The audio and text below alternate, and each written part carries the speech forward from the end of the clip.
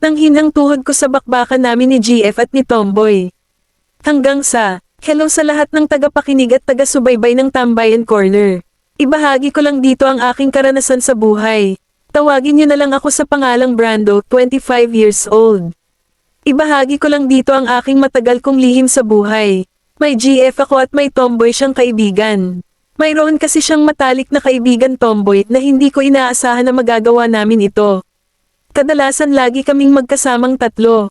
Kaya lang sa palagi naming magkasamang tatlo ay may nakikita akong kagandahan sa kaibigan niyang Tomboy.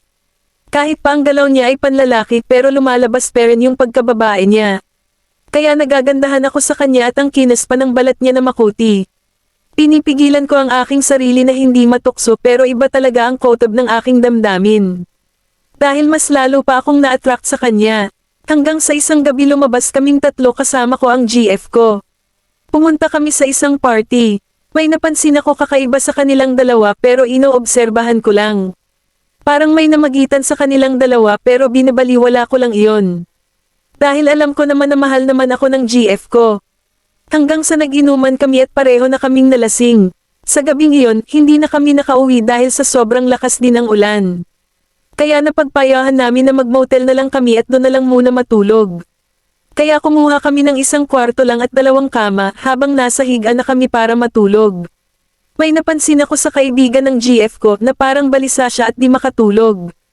Pagdating ng alas 12 ng hiteng gabi ay tumabi ito sa amin. Sabi niya hindi daw siya makatulog. Kaya doon na nag-umpisa ang hindi ko inaasahan. Totoo pala yung hinala ko na sobra mamagitan sa anilang dalawa. Nang dahil din sa may pagtingin ako sa Tomboy na kaibigan ng GF kaya okay lang sa akin. Inunahan niyang laruin ang bundok ng GF ko at mamulong naman itong GF ko na yung kaibigan niya na walang pinipilian, lalaki man o babae.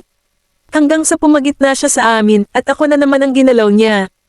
Hinalikan niya ako habang hawak-hawak niya ang 2 bundok ng GF ko at yung isang kamay sa kargada ko. Dahil nga sa may gusto rin ako sa kanya kaya pinatulan ko ito, ang galing-galing niya. Hanggang sa hubot-hubad kaming pareho pinaliguan niya ng romansa ang GF ko mula sa bundok hanggang pababa doon siya nagtagal sa baba ng perlas ng GF ko.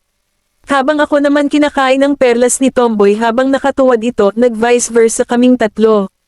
Ang sarap pala sa pakiramdam kapag tatlohan.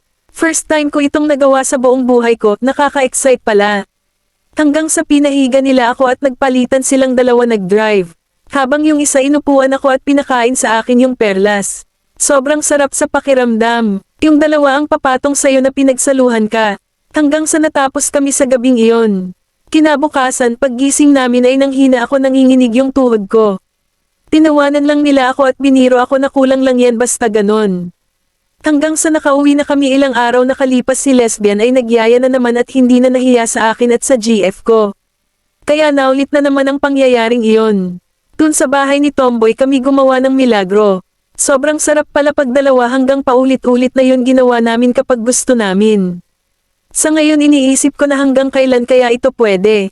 Sinabihan ako ng 2 na kung pwede magsama na lang kaming 3 sa isang bubong. Wala naman daw problema kasi pareho naman daw kaming may kanya-kanyang trabaho. Wala kayang magiging problema dito. Kung sakaling magsasama kaming 3, napamahal na ako sa kanilang 2. Tama kaya ang ginagawa namin. Hanggang dito na lang, maraming salamat sa pakikinig.